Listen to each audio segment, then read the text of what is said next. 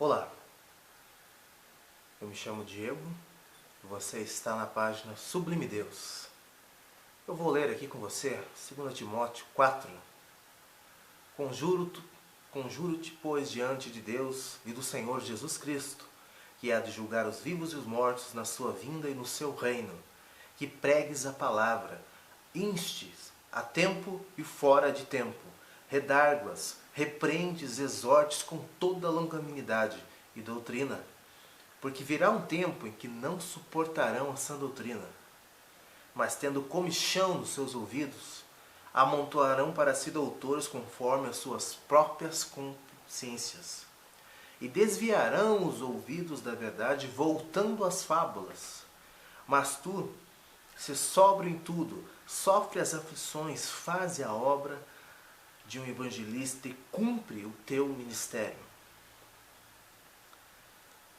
Essa página Sublime Deus foi criada com a intenção de pregar a palavra, de exortar e encenar o Evangelho de Deus com longanimidade, mansidão e principalmente com boa doutrina. A nossa tulipa, a nossa tulip, o acróstico que indica o calvinismo, a gente brinca que a nossa tulipa, com uma asinha no final, é aberta.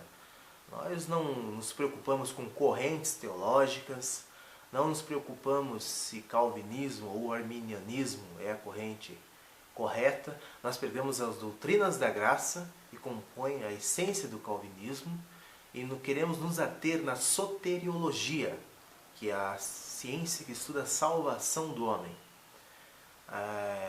Há muitos temas de grande relevância, de muita importância, como a escatologia, que vai falar sobre o amilenismo, o pós-milenismo, o pré-milenismo, a questão da ação na salvação do homem, se é o monergismo, o sinergismo. Nós vamos tratar sobre soteriologia, sobre a pregação do calvinismo, as doutrinas da graça.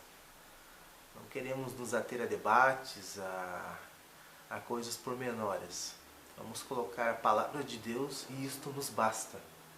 Aqui nesse texto, nós vamos ver o apóstolo Paulo incentivando a Timóteo, um jovem valoroso que está começando o seu trabalho na frente de uma igreja, de uma congregação. E o Paulo não diz a ele para ensinar algum tipo de doutrina, ele diz para pregar toda a sã doutrina, e para fazer isso com longanimidade.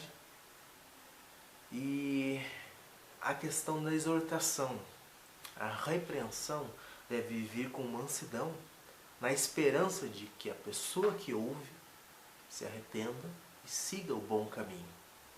Há muitas páginas na internet que viraram ringues de lutas, debatedores tentando mostrar todo o seu conhecimento intelectual. Há debates por todos os cantos e ninguém chega a lugar algum, porque o egoísmo, a soberba da vida leva os homens, em vez de glorificar a Deus, trazer a glória que é dada a Deus para si próprio. Nós não temos essa intenção. Nós queremos que vocês desviem os ouvidos das heresias, das coisas erradas, e ouçam a palavra genuína, o Evangelho de Cristo, que é o quê? Boas novas de salvação para você e para mim. As demais coisas nos serão acrescentadas com a medida abundante de graça que provém de Deus para nós. Portanto, leia as Escrituras, medite nela dia e noite. Pegue todo o texto, toda a pregação, toda a exortação que você ouvir e vá às Escrituras, faça como os bereanos. Veja se é isto mesmo que está lá. Não faça como os homens que pegam um pequeno texto fora do contexto e fazem uma pregação. Você quer um exemplo? Se você abrir a Bíblia como fazem muitos pentecostais, me desculpe os irmãos pentecostais, vou pegar um texto isolado. O que tem de fazer? Faz-o depressa. Aí o camarada está brigando com a esposa, está pensando em separação, o negócio não dá certo, ele pensa, não, Deus está falando comigo. Eu vou separar da minha esposa, é isso mesmo. Eu tenho que fazer, vou fazer depressa. Outro camarada não está bem, está em depressão, dificuldade, tristeza. Ele pensa em se matar, ele vê um texto isolado desse, o que tem de fazer, faz depressa. Aí ele vai lá e se mata. Você não pode criar uma doutrina em cima de apenas um texto isolado, fora do seu contexto. É preciso que este texto passe por todo o texto de Gênesis e Apocalipse e faça sentido, lógico, racional. A fé é racional. Se a fé não for racional, não for embasada no conhecimento, na racionalidade, ela não é fé, é fideísmo.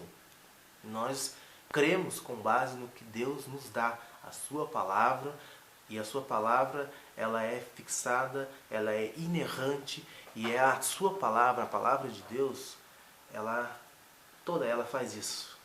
Ela se preenche, ela se completa. Não há contradição nas Escrituras. Quando o arminianismo monta toda a sua base soteriológica em cima do livre-arbítrio, ele tem os seus textos que sobrepõem, que corroboram alguns pontos, mas alguns pontos são tirados do seu contexto para dar base, para dar fundamento a essa doutrina. No calvinismo também há textos de toda a tulipe, de todos os 5 pontos. O calvinismo vai além dos 5 pontos, né? É muito amplo. O Salmo 119 diz: a tua lei é amplíssima. Não há como a gente sintetizar a lei de Deus e querer resumi-la. Mas Deus nos dá a capacidade de discernir as doutrinas, discernir os espíritos. O calvinismo tem um pressuposto, o arminianismo também. O calvinismo parte do pressuposto que Deus é soberano e a salvação vem do Senhor. O arminianismo tem o pressuposto do livre-arbítrio, na livre escolha do homem. Ambos têm textos bíblicos, só que nós precisamos analisar todo o contexto. Então, dentro do contexto de Gênesis e Apocalipse, o calvinismo, as doutrinas da graça, são muito mais equilibradas. Se for para perder, para errar em alguma coisa, que erremos em minimizar o homem. Jamais erremos em minimizar a Deus.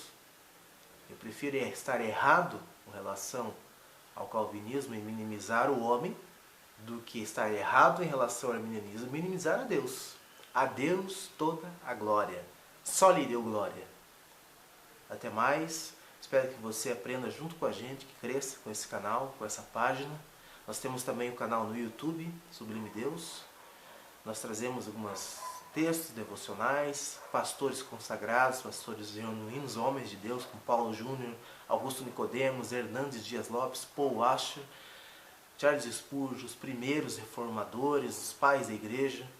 E eu quero que você preste atenção em tudo que nós postarmos aqui e que você veja se isso está na Bíblia, se isso condiz com toda a Escritura. Aí você vai estar fazendo como os bereanos e não vai estar caindo em invencionices de homens. Amém? Deus te abençoe.